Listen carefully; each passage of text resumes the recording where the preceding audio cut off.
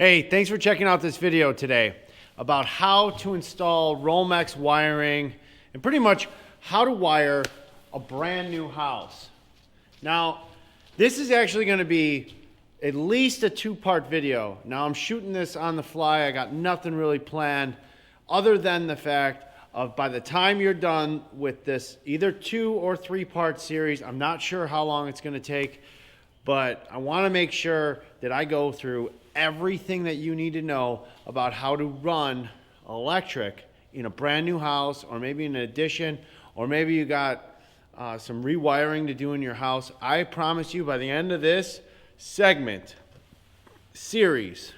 of 1 or 2, 3 videos, I don't know what it's going to be, but I do know that you are here to learn something, right? So in this part right now, we are going to start from the beginning.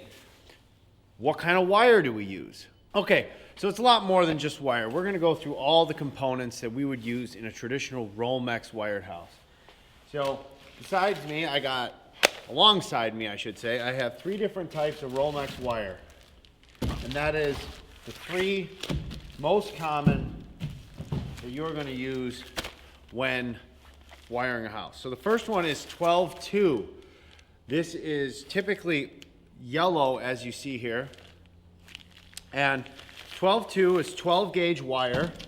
It's going to be a 20 amp circuit. You're going to find that most commonly used in kitchens and in bathrooms when it comes to circuits.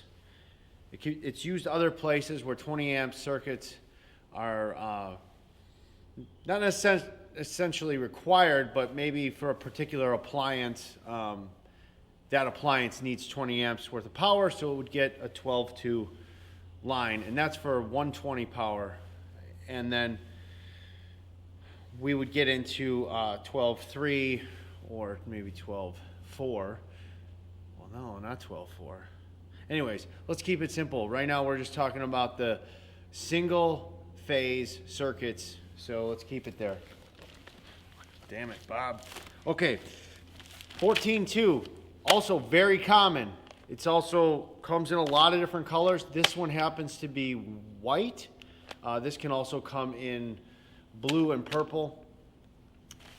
I like using the colored spools of Romex, as you'll see in a second, for identifying things very quickly. So this one is 14-2, and that is going to be for our 15 amp circuits. And 15 amp circuits are going to be found in bedrooms. They're going to be found in living rooms, pretty much everywhere except the bathrooms and the kitchen, typically, is going to be 15 amp circuits, and lighting as well. Now I got this other one here.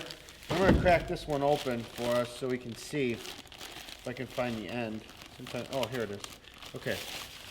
So this one is 14-3. And 14-3 is used in a couple of different scenarios, but most commonly it's used when 3-way switches are involved. And the reason that is because we got 3, make sure you can see this here. So you got 3 insulated conductors and your ground. So that's why it's called 14-3, because you got 1, 2, 3, 14 gauge wires. Your ground doesn't count in this equation of labeling. I like to use blue for my 3-ways and my 14-3 circuits so that they're easily identifiable in the switch box. How I like to do a 3-way switch is I like to keep it the same, whatever my travelers are going to be. So I typically will pick red and black for my travelers, and then white will either be my switch or my power side. And that makes it really simple. Try not to swap them. Whatever you pick, stick with it for your whole project so that you're not chasing down random wires or creating circuit breaker testers by connecting the neutral to the hot side of the switch. Because if you do that, you hit the switch, boom, everything blows up. You got to start all over. Nah, just kidding. You just got to fix it. Okay, that takes care of wire. What else do I like to use? In Romex, I use a couple of different types of boxes. These are the 3 most common boxes I like to use. If I have to use a 4-gang box, I hate using the PVC version, and I will switch over to a metal box for a 4-gang or 5-gang because they're just a lot stronger, and it's a lot easier to work with. But for 3 gangs, the PVC version is just fine. The way these work is they go right up against the stud, hammer these nails in, and that's it. For extra support, you can add another bracing on this side, see, so that it doesn't flip in the wall. So sometimes the longer the trough, like when you get into 3 gangs, 4 gangs, 5 gangs, sometimes if this is the only side that's attached to the stud, it will push and flex and cause all sorts of havoc in the wall. 2-gang is another one that's really common. Again, PVC works great. It's got the 2 nails in the side, and then we got our single box as well. When it comes to fastening wire, I like to use just your simple cable straps. Now these are meant for 12-2, 12-3, 14-2, 14-3. So this is a common strap that we would use. There's also, these are what's called a 1/2 inch nail strap. We also use 3/4 inch nail straps, which I think I got some of them in my pouch. Let's see. Yeah. Okay, so here you can see the difference. So they're just a little bigger. So these are going to be used for like your 10-3 wire and your 8. Well, I don't know if I'd use that for 8, but definitely 10s and 6s. No, wouldn't use it for 6s for sure. Just 10s. And also you can add up to 2 Romex. And these you just want to do a single strap Romex into that one. So I'll go into when we start nailing it up, and I want to go over all this kind of stuff so we got it out of the way. And I'm not going in any particular order, I'm just picking through the box. Here's some other common...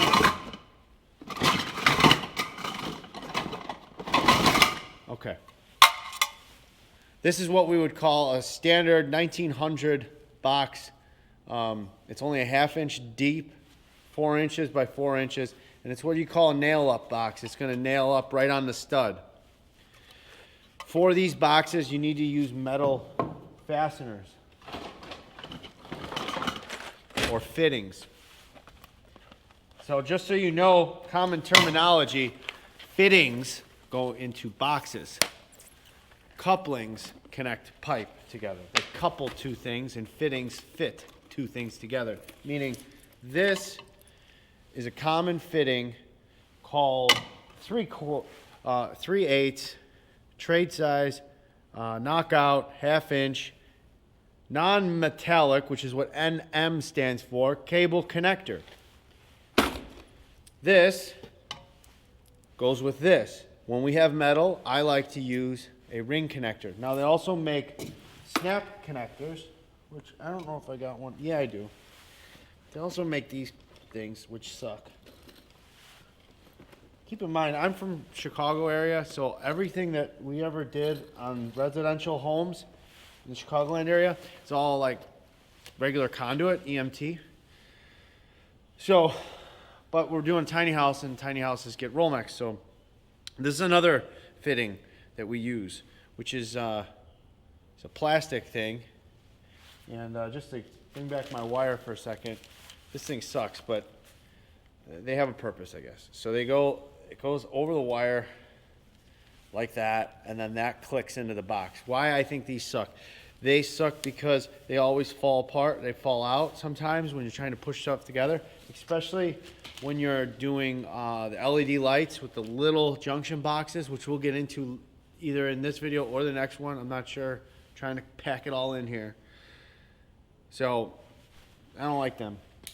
These I like because they got a nice ring connector. They lock in really good, and get about 100 of them for like 15 bucks, and they work awesome. So that's that. Okay, moving on. We got fan boxes.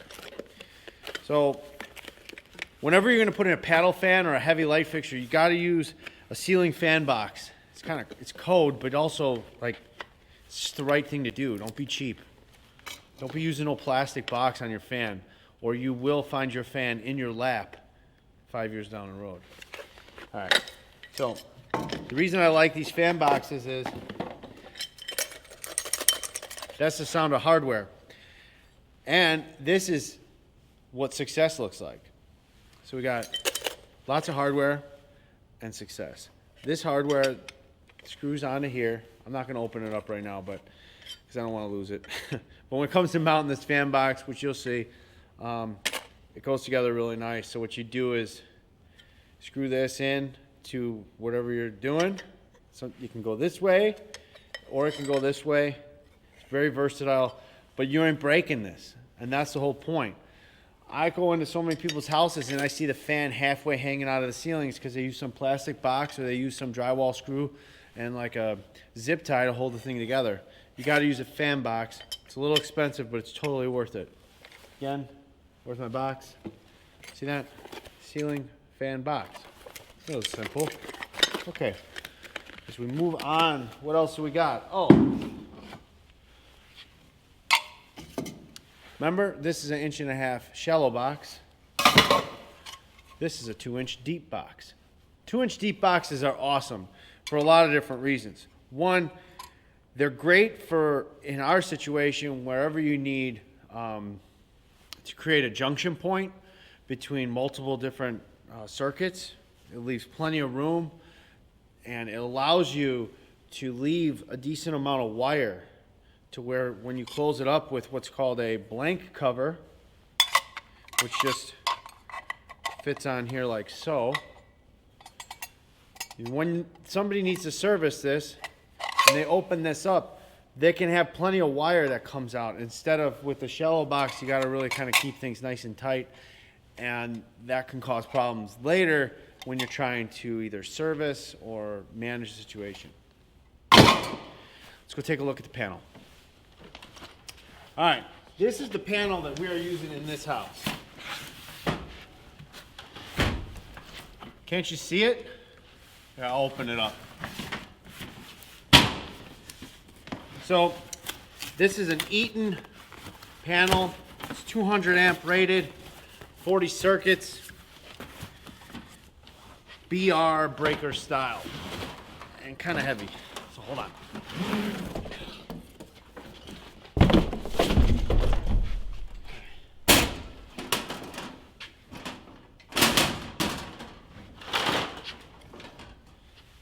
If it falls, sorry. Let me open this up.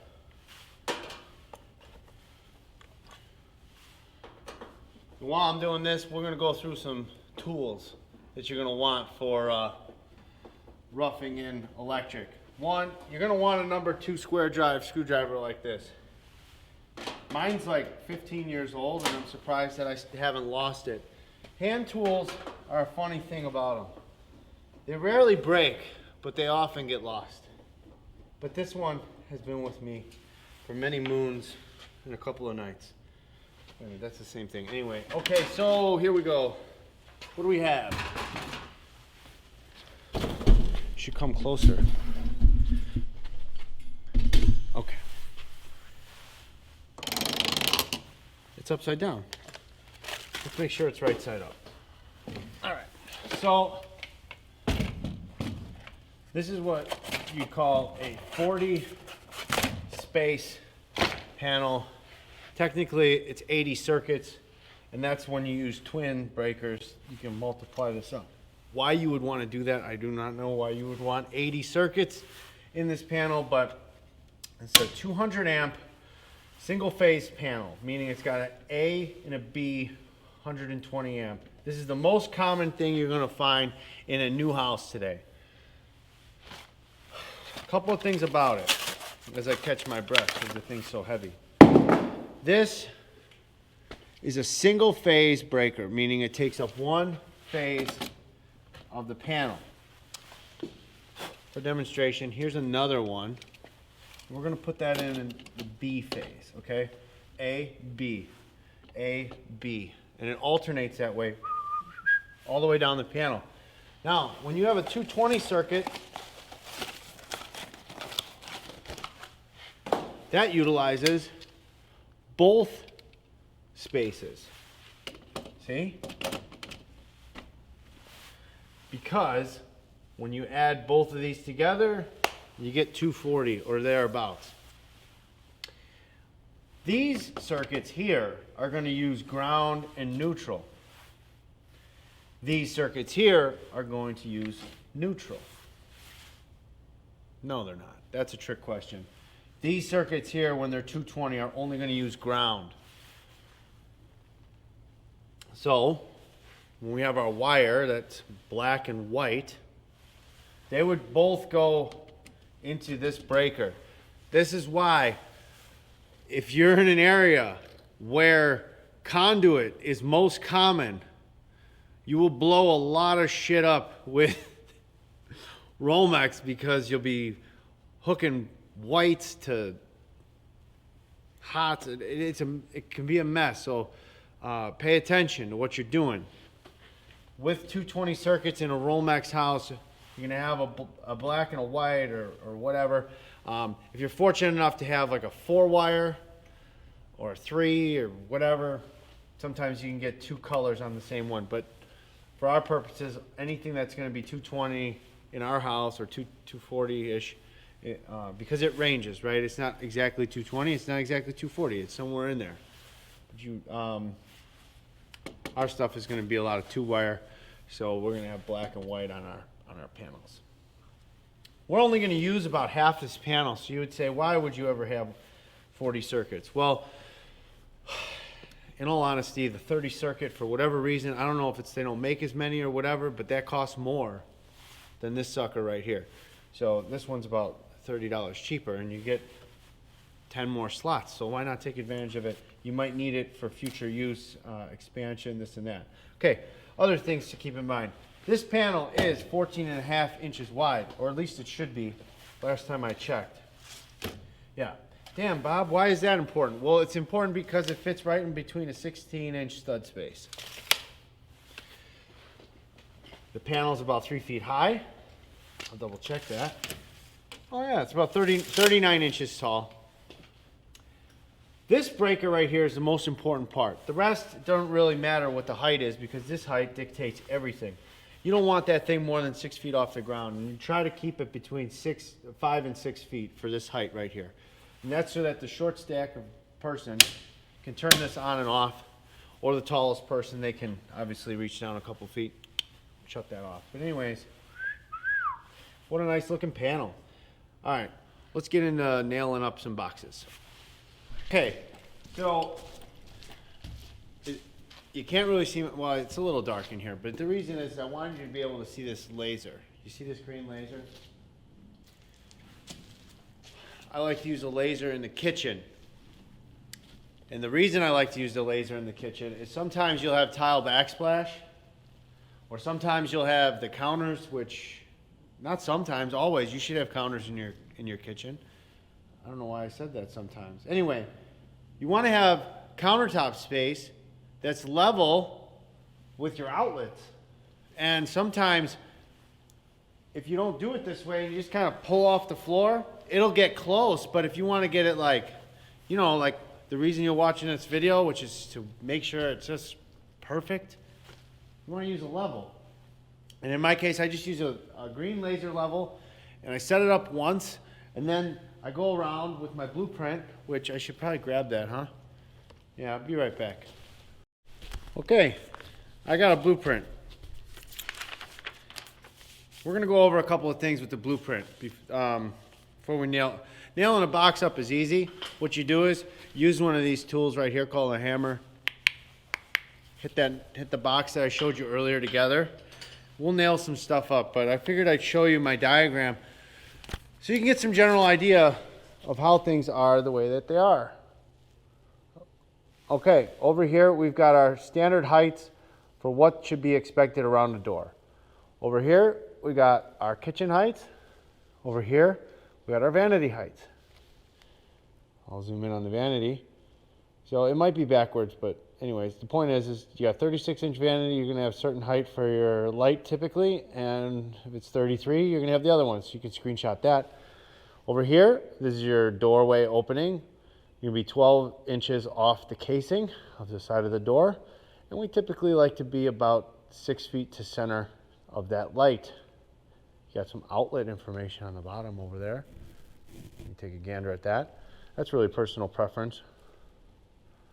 Okay, here we go. This is a big one. Let's get into the kitchen. And in the kitchen, you see there's a lot of different numbers. So I'm just going to go over them with you.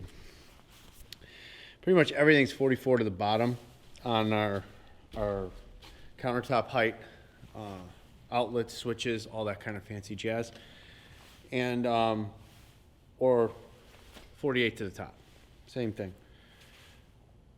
When we get into our outlets that are going to be behind refrigerators, those outlets are going to be about 16 off the floor. We get into ranges, dryers, and fancy jazz like that. It's really going to come down to whatever the spec of the appliance is. So you're really going to want to pull up the specs of the appliances and how that's done. So let's go into how do we mark the box. Well, first we got to know the blueprint. And in my case, I got a lot of crap going on in this drawing, but I want to show you a few things. These are recessed lights, and when you see these lines, you're going to typically see those in residential. You're going to see those on any kind of lighting circuit. So on a lighting circuit, you're going to see the lines, and they're going to go to the switches. And really, all they're doing is they're telling us exactly where the switch is and what switch controls what lights.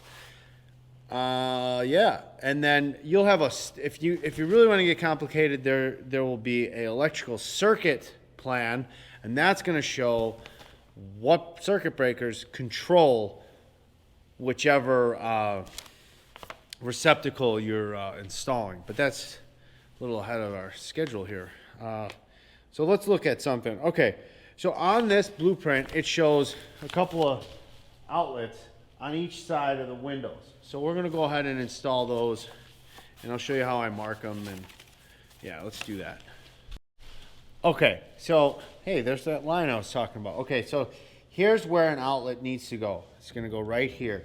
So the laser, obviously, that's annoying. We don't want the laser to continue to flash off the wall a million different ways. So we got to draw, we got to scribe. So wherever we got something, we want to just scribe that line. And then I like to just do a little line up like that. And so the reason I do the line up like that is that signals to me that that's the top of the box. Can you see that? Hold on, maybe I gotta get you closer. Hold on, let's see. Okay.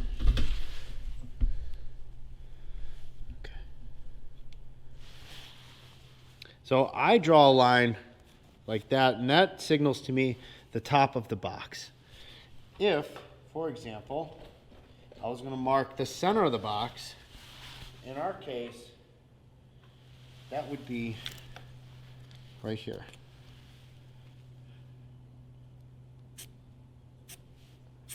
That's going to be drawn like that. If we want to go to the bottom, then I'm going to draw it like that. Now, this is done with my marker and tape measure, so it might not be 100% precise. Here's our box anyway. It's going to fit in there like that. Yeah, we're a little off, but the idea is if we're going to be on center, that's how we'd mark center. If we're marking to the bottom of the box, that's how we'd mark the bottom. But we're marking to the top, and so we're going to be right there. Now, when I nail these in, you got to be careful. I'm serious. Put your thumb like that. That holds a nice grip on there. And then you got your hammer, and I like to hold it about midway.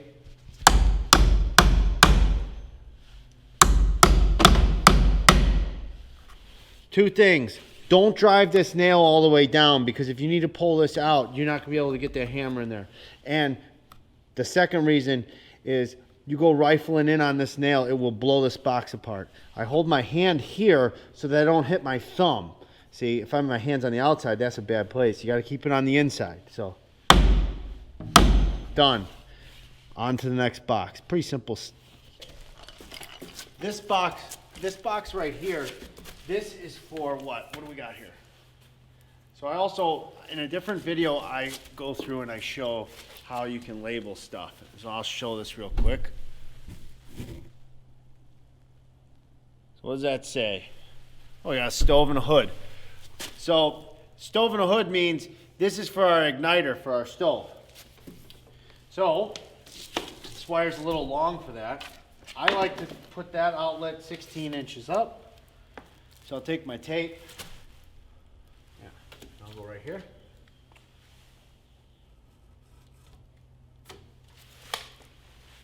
Mark to the top. Change my angle so that I can talk to you while I nail this. Okay. The reason that I like to do it, put the box off to the side. You probably noticed, you're saying it's not centered. Why isn't it centered? Well, the reason that I don't center electrical boxes,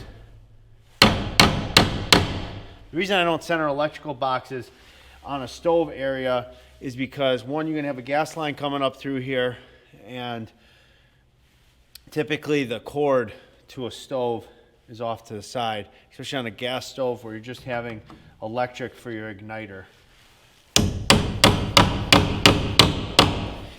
However, if it was a 220 stove and it had a big 50 amp plug on it, similar to a dryer, in that situation, I would be looking at the technical specs of this and making sure that I was right on point. So now, what do we do with all this wire I got coming up through the floor?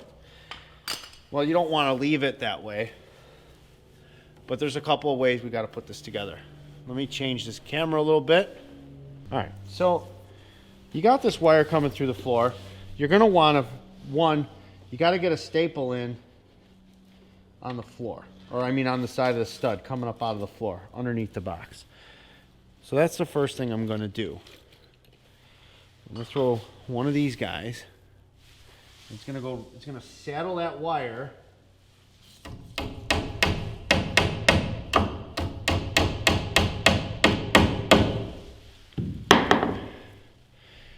then I'm going to take the camera off for this piece. Okay. So the next thing that you're going to want to do is you want to create what's called a service loop.